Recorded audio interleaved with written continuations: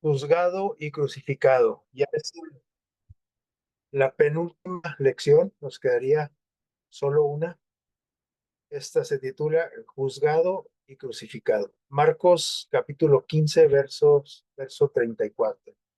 Y está la cita. Y bueno, la leemos aquí en la siguiente diapositiva.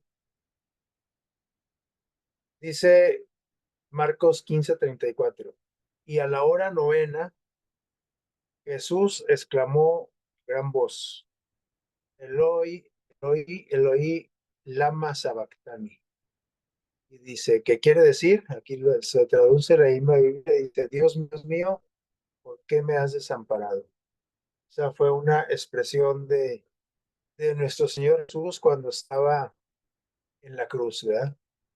Dice que era la hora novena, y Jesús clamó a gran voz esa frase, sí, Dios mío, ¿por qué me has desamparado?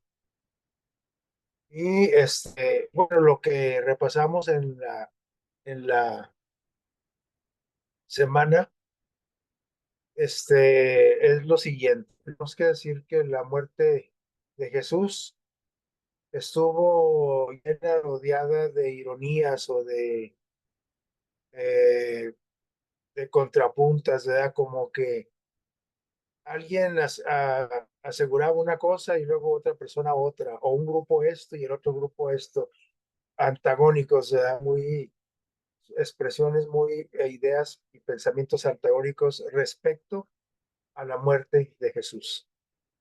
Por ejemplo, los paganos y los judíos, los dos, lo declararon rey. ¿Recuerdan ustedes cuando entró ese Domingo de Ramos a Jerusalén? Y había paganos y había qué, judíos. Y todos lo declararon rey. Pero a la vez, ¿no? ¿Sí? Lo antagónico de esto es que a la vez ninguno de ellos creía realmente que lo fuera rey. Y bueno, podemos decir, ¿y cómo sabemos que no? Bueno, pues precisamente por sucesos que vinieron después, ¿no? Donde estas personas que lo declararon rey estaban diciendo, crucifícale. Entonces quiere decir, en realidad, no creían que él fuera un rey, ¿verdad?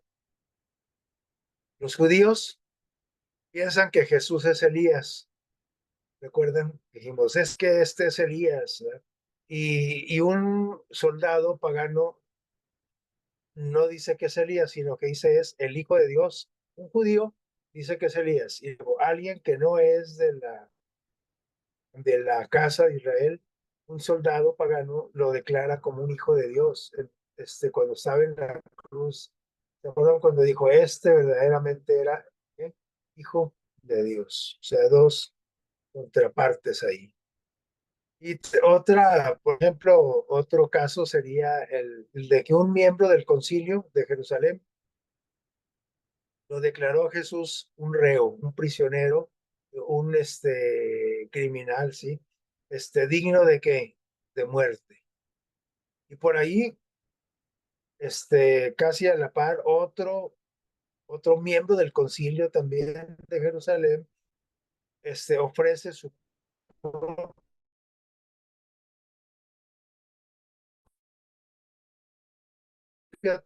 Entonces alguien dice, este es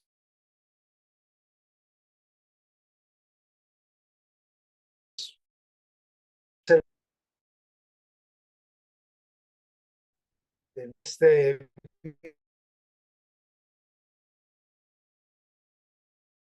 vimos en la semana el paso de 5 partes. La primera vamos a ver cómo Pilatos, lo referente a cuando Pilato declara a Jesús rey de los judíos. Y también cuando los soldados se postran ante ese rey de los judíos que había dicho Pilato, ¿eh? Y luego otra parte que titulamos La multitud llama a Jesús como el rey de Israel, como decíamos ahorita anteriormente. Urión, o es decir, a Jesús y luego y luego vamos a ver la última parte donde José de Arimatea pide el cuerpo de Jesús para sepultarlo. Bien, vamos a empezar. Pilato declara a Jesús rey de qué? De los judíos. ¿Es quién declaró? Pilatos. Sí, lo declaró. Así es que, pues, yo creo que el Pilato era el gobernante que iba a determinar qué hacer con Jesús. Él el que iba a determinar qué hacer con él. Así es que Pilato mismo lo declaró rey de los judíos. Y aquí vemos, aquí está, dice, más 19, dice, y Pilato le respondió diciendo, respondió al pueblo, que soy el rey de los judíos, una pregunta que le hace al pueblo, porque él no se ha tomado la decisión propia. Pero él está llamando rey de los judíos. Pilato, el romano, debe autorizar la muerte de Jesús. Y el pueblo conocía que era un gobernante cruel, conocían la crueldad y la pues, por eso ellos estaban seguros que Poncio Pilato pues, les iba a hacer caso y le iba a quitar la vida, porque sabían que era muy cruel, ¿verdad? No tenía escrúpulos. Y dice aquí, sin embargo, reconoció públicamente Pilato que no había ningún delito en Jesús. Ahí en Juan 18:38 nos lo menciona. Así es que cuando Pilato dice, oigan, es que no hay ningún delito, porque dice, ¿quieren que lo suelte o que lo mate? No, pues hay que quitarle la vida. Pero es que no hay ningún delito. Y cuando eso dice Pilato, el plan del Sanedrín, que querían la muerte a toda costa de Jesús, parecía que iba a fracasar, porque si el gobernante máximo Pilatos está declarando que no hay ningún delito, que es inocente. Entonces, pues dijeron, ya nos echó a perder el plan, ¿verdad? Dijeron todos los miembros del Sanedrín. Entonces, pues aquí dice que encontraron a Jesús culpable de blasfemia. Cuando dice, no, es que no tiene ningún delito y pues, ¿con qué le haremos para? Hay que culparlo a fuerza. Y entonces encontraron aquí una oportunidad. Dice, encontraron a Jesús culpable de blasfemia. Dijeron, es que él se ha declarado quién, el Mesías. Ahí en Marcos 14 del 61 al 64 está esta declaración donde dicen, es que él dice que es el Mesías.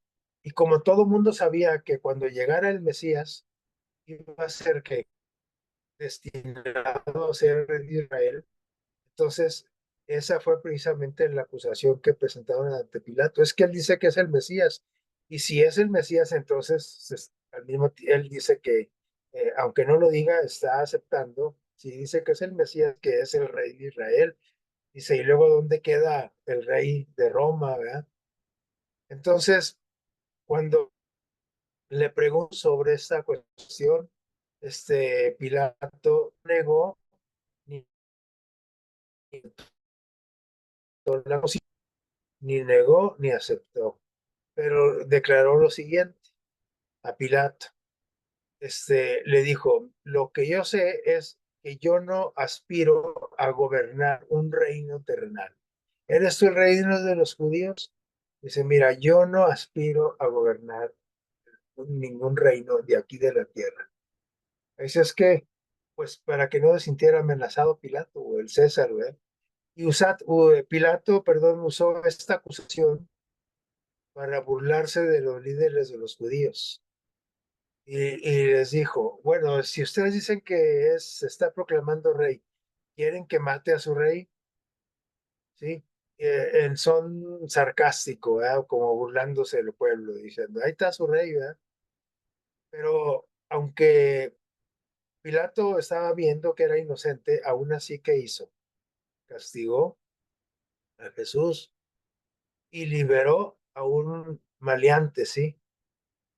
Liberó, recuerden, a Barrabás, porque era la costumbre, el día en la Pascua, liberar un qué, un preso.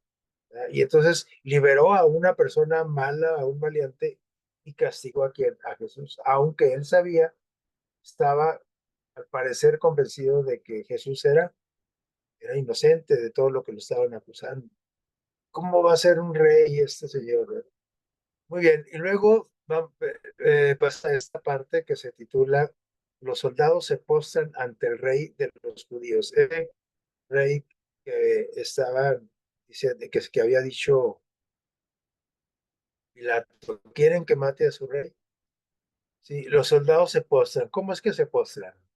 Miren, dice que en Marcos capítulo 15 versos 17 al 18 ahí nos narra la Biblia, que en son de burla le vistieron que de púrpura, dice aquí, de color rojo, porque el color rojo era color de los vestidos reales, ¿sí? De los reyes. Ah, pues dice que es un rey, pues vamos a vestirlo, dijeron los soldados de púrpura. Y dice, le pusieron una corona también. Si dice que es rey, pues vamos a ponerle su corona, pero nada más que le pusieron una corona de qué? De espinas que le clavaron en su frente, en su cabeza, y lo hirieron, ¿verdad? Y luego aparte, dicen que es el rey, entonces comenzaron a qué?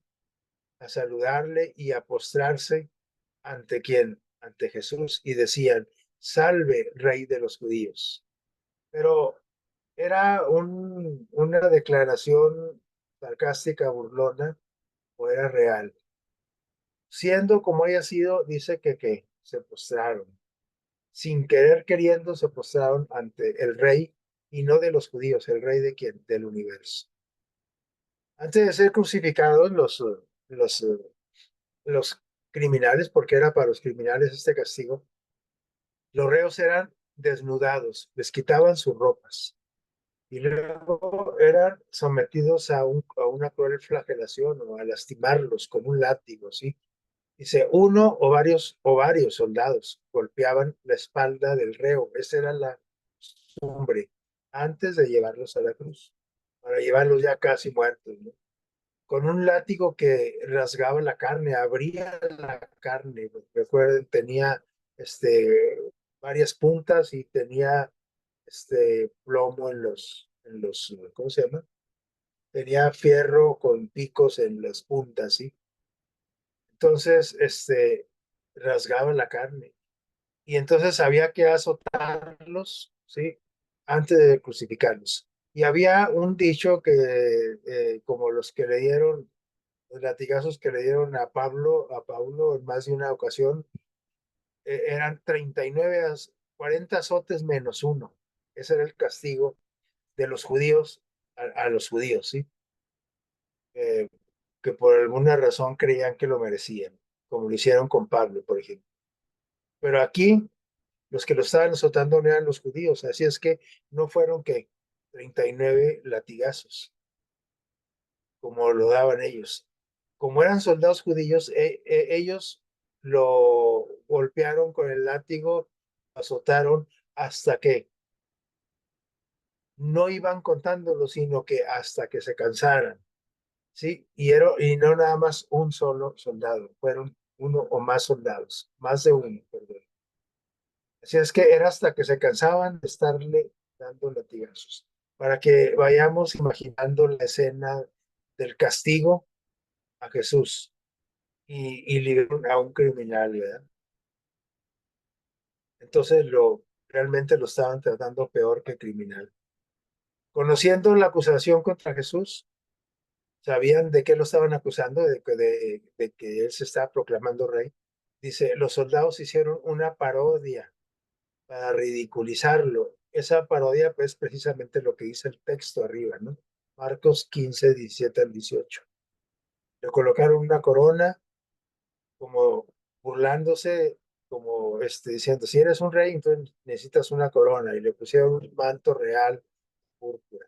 Y luego le dieron un cetro también, un bastón, ¿verdad?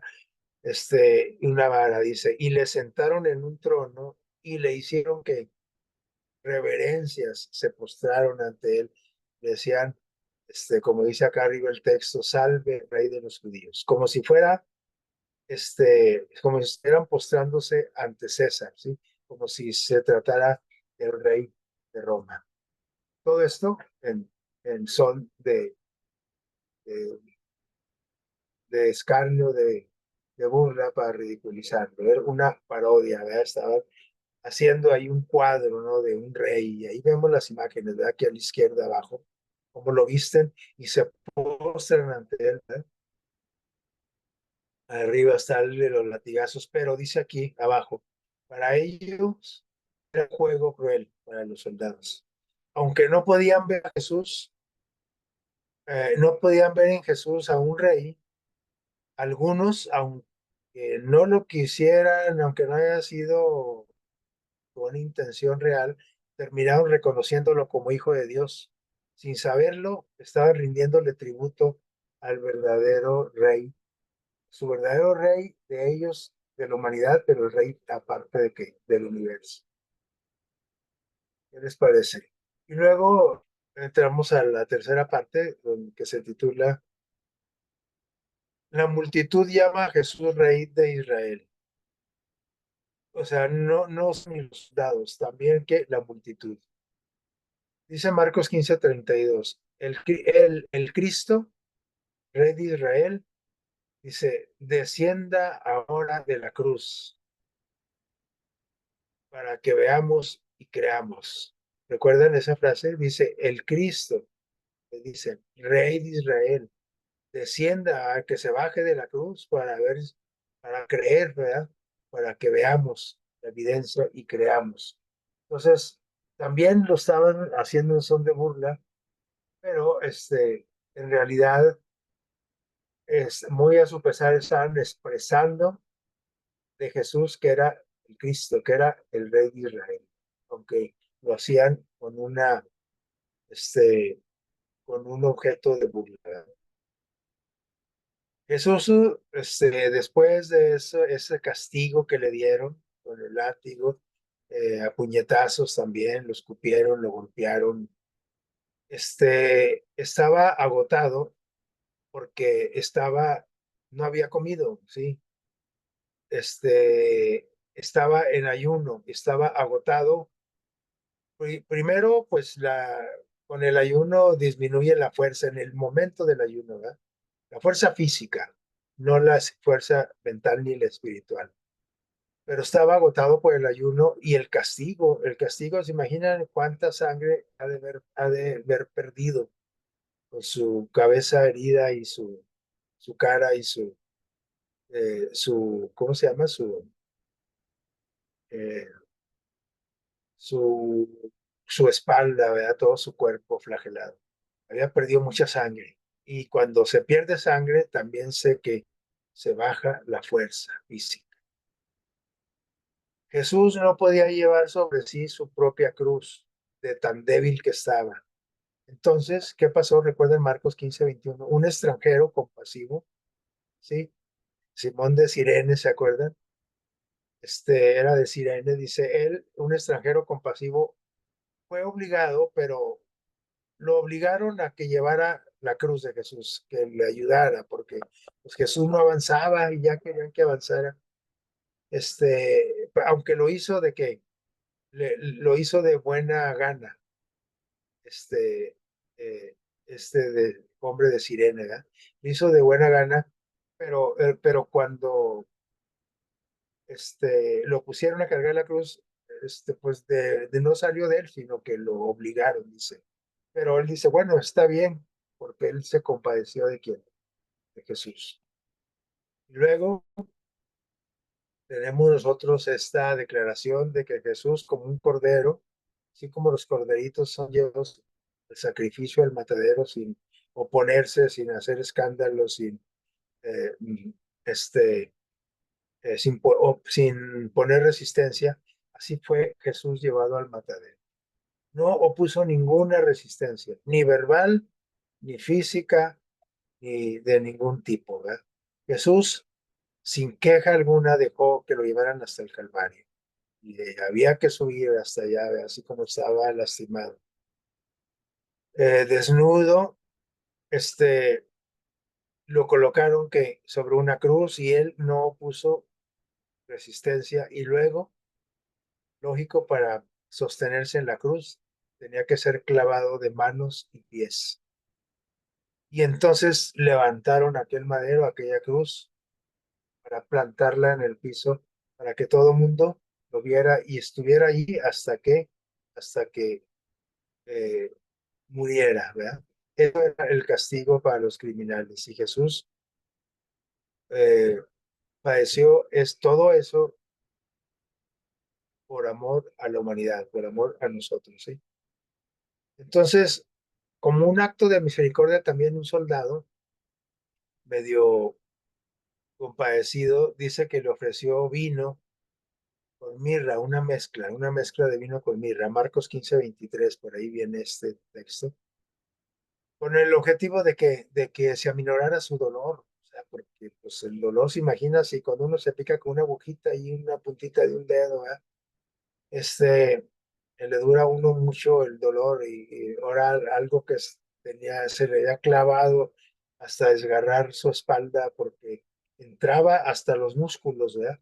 Y hay referencias de los castigos estos que inclusive exponían los tendones y exponían, como desgarraban todo el músculo, se exponían los tendones, los nervios y a veces hasta se exponía parte de la columna vertebral de lo que desgarraba la espalda, ese látigo.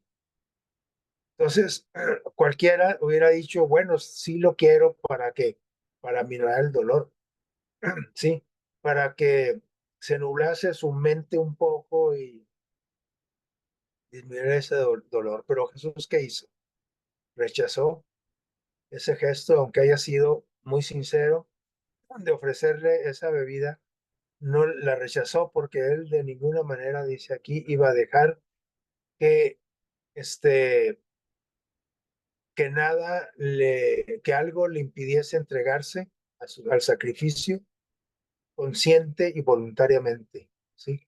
O sea, ese acto redentor tenía él que estar como sus cabales en su juicio, sin ninguna sustancia, sin ninguna droga, sin ninguna sustancia que aminorara su dolor o le fuera peor aún, a nublar su mente, ¿no? Tenía que estar bien consciente de lo que estaba haciendo y por eso fue que rechazó. Quizás alguien más no hubiera rechazado eso, ¿verdad? Esa vida para tratar de mitigar el dolor. Otra vez, víctima de burlas del Señor Jesús, ya cuando estaba en la cruz, dice, al igual que los soldados, los judíos reconocían irónicamente a Jesús como Mesías, pero irónicamente dice, aceptaban que era capaz de salvar, dice, y aparentaban, ¿eh? O sea, no era sincero, era en son de burla.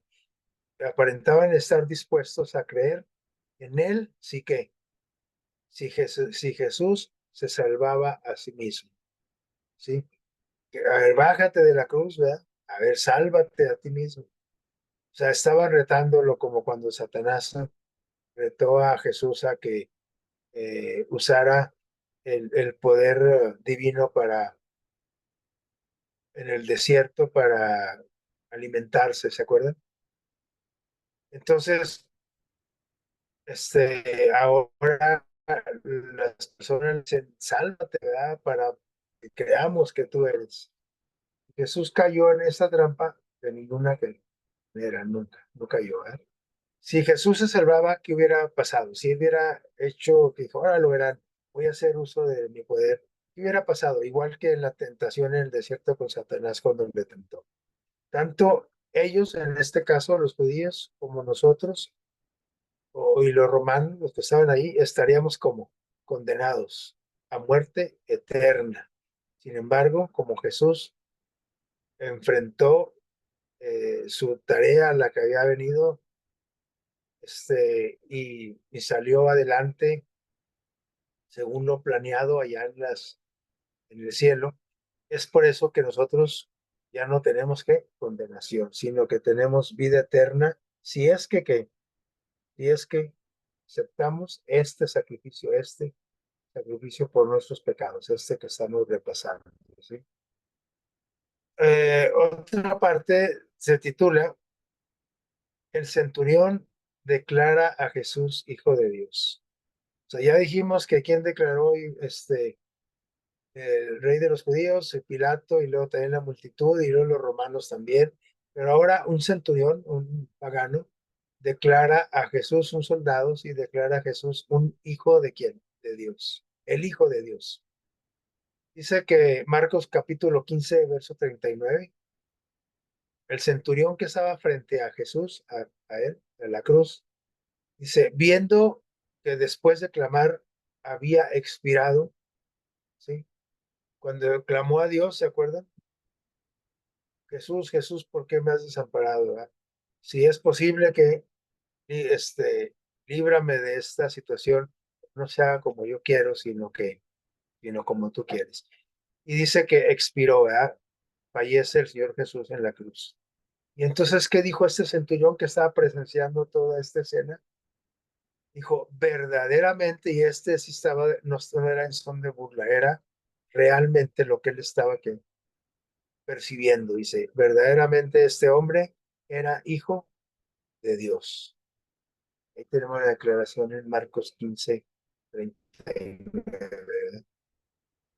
Así es que Jesús fue crucificado, que dice a la hora, nona, dice a las que 9 de la mañana, era las 9 de la mañana, cuando Jesús que es crucificado. Y a las 12 del día, a mediodía, estaba el sol en su apogeo, dice que de pronto que vinieron tinieblas sobre la tierra, que se puso como cuando se viene un aguacero inminente y que se oscurece todo el cielo, pero aún más, dice que hubo tinieblas tal, ¿no? Como si hubiera sido un eclipse. No sabemos exactamente qué fenómeno fue el que pasó, pero a las 12 del día, el pleno sol en el centro del cielo, dice, eh, se vino unas tinieblas sobre la tierra cuando estaba en la cruz. Y a las 3 de la tarde, es decir, pasaron ¿cuántas horas? Otras 3 horas, dice, Jesús expiró.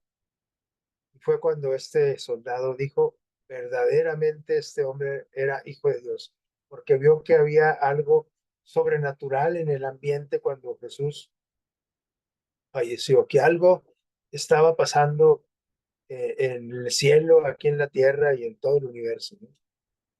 Dice que Jesús clamó a su Padre con las palabras del Salmo 22, ¿sí? Eh, Marcos 15, 33 y 34 lo dice ahí. Pocos se dieron cuenta cómo Jesús cumplía al pie de la letra la profecía de este salmo mesiánico. El Salmo 22 es un salmo que habla de los últimos momentos de Jesús, ¿sí? O de Jesús aquí en la tierra, ¿sí? Casi nadie se dio cuenta, este soldado se dio cuenta, este centurión, dijo, verdaderamente era que hijo de Dios. No sabemos si él conocía los salmos o no, pero la verdad es que dice muy pocos se dieron cuenta cómo Jesús cumplía al pie de la letra lo que se decía en el Salmo 22. La mayoría decidió malinterpretar sus palabras, confundiendo el arameo Eloí con un llamamiento a quien a Elías. Porque acuérdense que las palabras que fueron de Jesús fueron Elohim, Elohim, lama sabactani, ¿sí? En el idioma arameo. Dice que muchos, la mayoría, prefirieron malinterpretar esas palabras y decían, ay, le está hablando a Elías, ¿verdad? Está hablándole a Elías, al profeta, ¿no? Pero en realidad estaba diciendo, Dios mío, ¿qué? ¿Por qué me has desamparado?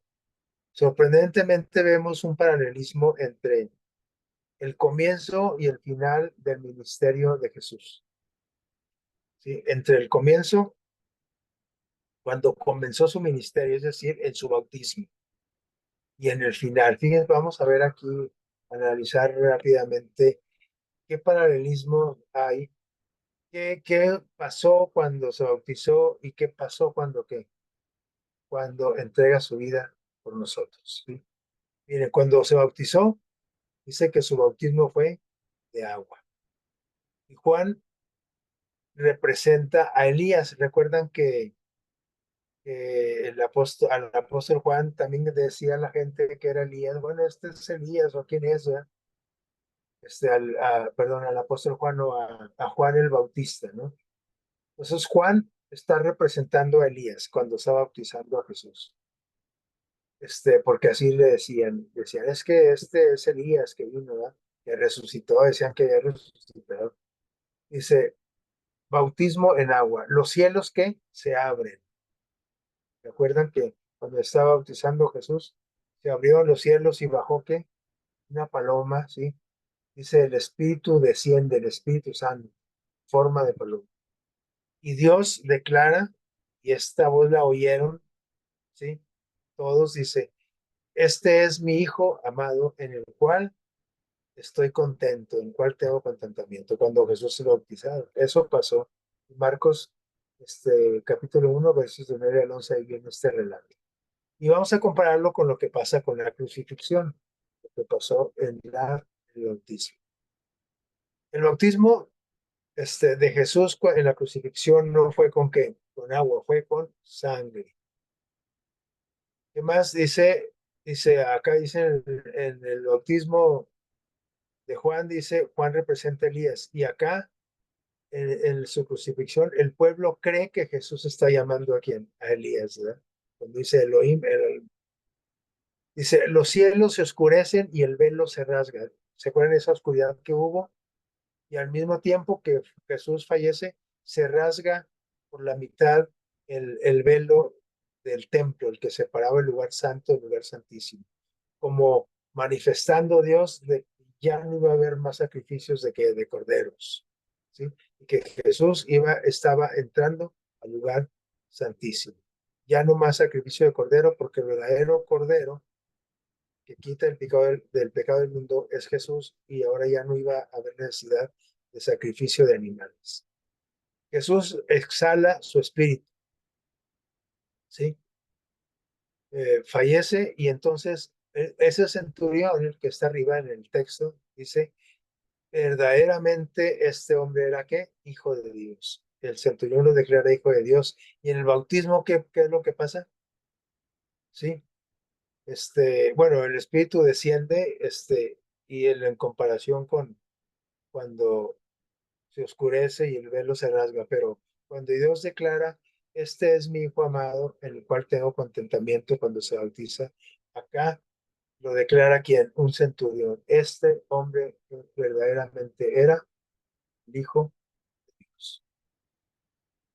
Bien, pasamos a la última parte, dice, José de Arimatea pide el cuerpo de Jesús. Ya Jesús expira, fallece, muere. Ya cuando los soldados van, antes llegaban y para que ya se murieran, acababan de morir los crucificados, llegaban y con un marro les quebraban las piernas para que ya no hicieran fuerza y se sostuvieran y se colgara todo el cuerpo, y el peso del cuerpo les producía por allí un paro respiratorio con un infarto, ¿verdad? Cuando colgaban de los brazos, ya con las piernas quebradas. Pero cuando vienen a hacer eso con los crucificados, se dan cuenta los soldados romanos que ya para qué le quebraban las piernas. Jesús estaba muerto ya. Y entonces dice el texto Marcos 15:43, dice, José de Arimatea, ¿se acuerdan cuál fue? El que reclamó el cuerpo para era miembro del Sanedrín, ¿sí? Pero él simpatizaba con Jesús y dijo, yo quiero darle una sepultura digna. Dice José de Arimatea, miembro del noble del concilio, perdón, dice que también esperaba el reino de Dios, vino y entró osadamente, o sea, valiente, ¿no? Porque sabía que se exponía, ¿no? A Pilato, se exponía con su mismo pueblo, se exponía con los romanos. Y entró valientemente ante Pilato y le pidió el cuerpo de Jesús. José de Arimatea pide cuerpo de Jesús.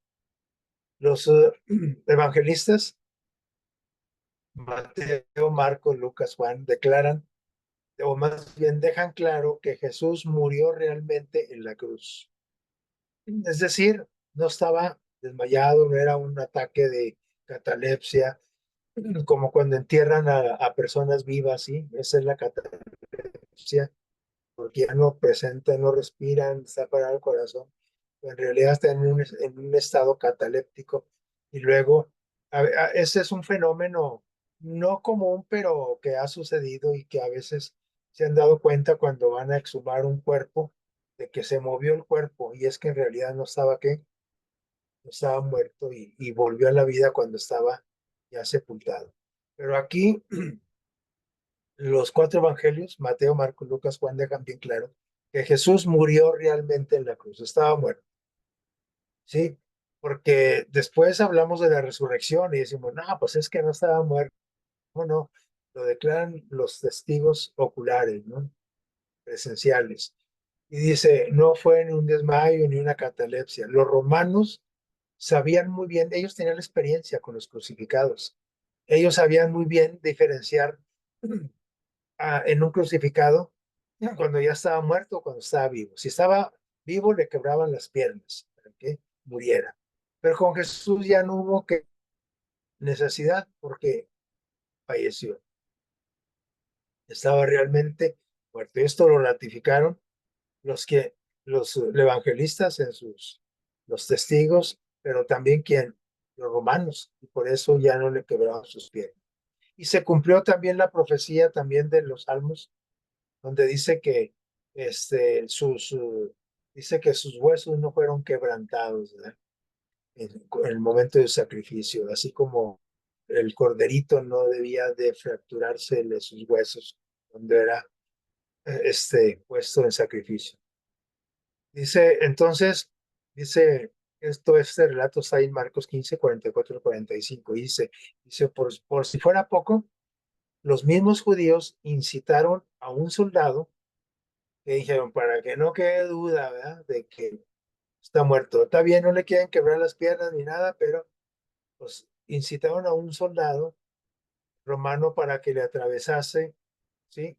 Sí, su tórax con una lanza. ¿Recuerdan? Ahí está en la imagen cuando clavan una lanza, este, para que no hubiera ninguna duda. Así es que realmente Jesús murió, sí. Y esto lo recalcamos aquí mucho porque había muchos crédulos que decían, no, es que se robaron el cuerpo, como que resucitó, ¿verdad? O a lo mejor no estaba bien muerto y alguien pues despertó y alguien lo sacó, ¿verdad? Pero recuerdan que aparte de que estaba muerto, precisamente para evitar que robaran su cuerpo, que hubiera algún otro, otra cuestión similar. Recuerdan que en la tumba donde fue sepultado Jesús, en la tumba de José de Arimatea, hubo una guardia de soldados para que nadie se acercara. ¿Sí? Y entonces atraviesan también ahí, dice su corazón, con una lanza. ¿Qué más agregamos? Tras la muerte aparece en escena el hombre rico, José de Arimatea. Era influyente, era del Sanedrín, muy respetado, José de Arimatea. Él hizo por Jesús lo que sus discípulos pues, no podían hacer, eran incapaces de hacer, porque para empezar, sus discípulos que andaban escondiéndose, porque dijeron, no, nos van a agarrar a todos y nos va a ir como en feria, ¿verdad? Por ser seguidores de Jesús. Así es que, pues, ¿quién le iba a sepultar? Lo que sus discípulos no pudieron hacer, dice José de Arimatea, lo hizo. Y pidió el cuerpo a Pilato y le fue concedido.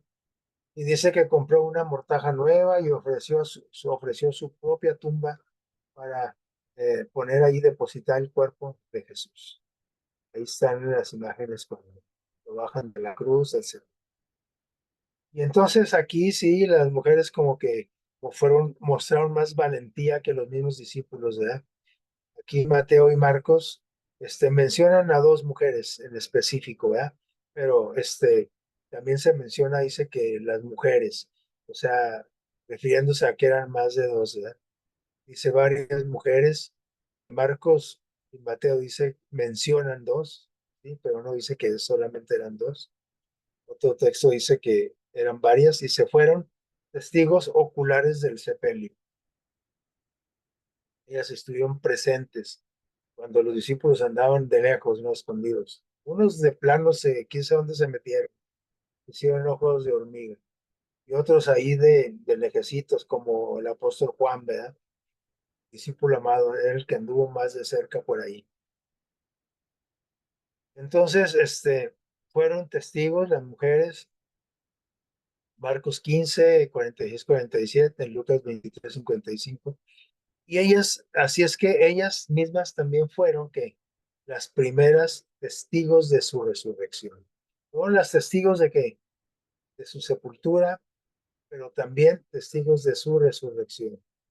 ¿Sí? Porque recuerdan que cuando fueron y lo iban a ungir, a preparar, con hierbas aromáticas y todo, y encuentran la tumba como vacía. ¿Sí? Recuerden, ya estaba la tumba vacía. Y los soldados que estaban vigilando estaban todos ciegos ahí, el resplandor del ángel que acudió a la tumba de Jesús. ¿Verdad? Muy bien, hasta aquí pues vimos ya todo lo referente a grandes rasgos, claro, del sacrificio de su crucifixión de Jesús, ¿verdad? Y bueno, vamos a terminar con este texto que habla de esto, ¿no? Dice la historia de la región, página 233 de Elena de White. Este es un texto inspirado. Dice, su condición de y seguridad del ser humano, sí, es decir, él tomó nuestro lugar y en esa condición dice, la iniquidad del hombre, dice, de nosotros, dice, fue depositada donde todos los pecados de nosotros fueron depositados en Cristo. Y eso fue lo que realmente le quitó la vida a Jesús. No fue tanto el dolor, ni la lanza, los latigazos, ni desangrado, etcétera, ¿no? Ni los clavos en sus miembros, sino que fue que la cantidad de pecados depositados sobre Cristo, sí, él cargó con ellos. Y eso fue algo que no podemos explicar ni podemos comprender. Sí, pero esa carga tan pesada, sí, a veces nosotros no podemos una culpa que traemos por ahí cargando de años o de meses, y esa culpa nos lleva a una depresión y a algunos los lleva hasta el suicidio. Fíjense, un pecadillo ahí nada más. Imagínense todos los pecados de todos los seres humanos desde Adán y Eva. Aquí dice, la culpa, perdón, dice, se le contó entre los transgresores para que pudiera redimirlos a los hombres de la maldición de la ley, para que pudiera rescatarlos. Redimir quiere decir rescatarlos, verlos a qué, adquirir, ¿sí? Entonces, la culpa de cada descendiente, desde Adán y Eva, de todas las épocas, dice, oprimió su corazón. La lanza no fue nada, sino el peso del pecado en su corazón, en su mente, dice. Y la ira de Dios, sí, el castigo de Dios sobre los pecados cayó sobre él, sobre Jesús. Dice, y la terrible manifestación de su disgusto de Dios contra el pecado llenaron de consternación el alma, cuerpo, la mente de nuestro corazón de nuestro Señor Jesús, su Hijo amado de Dios. Dice el apartamiento del rostro divino de junto del Salvador, es decir, que el rostro de Dios se haya, se haya apartado de Jesús en el momento que fallece. Por eso él expresó esas palabras. ¿Por qué me has desamparado? Porque sintió que Jesús, que Dios, perdón, había vuelto la, la cara a su rostro. ¿Verdad? Él sintió eso. Dice, en esa hora de suprema angustia atravesó su corazón con un pesar que jamás podremos comprender plenamente. Cada espasmo soportado por el Hijo de Dios en la cruz, gotas de sangre que fluyeron de su frente, de sus manos, de sus pies, las convulsiones de agonía que sacudieron su cuerpo y la ineludible angustia que llenó su alma cuando su padre ocultó su rostro de él, hablan al hombre diciendo, por amor a ti, el Hijo de Dios consintió permitir que estos terribles crímenes fueran depositados sobre Jesús.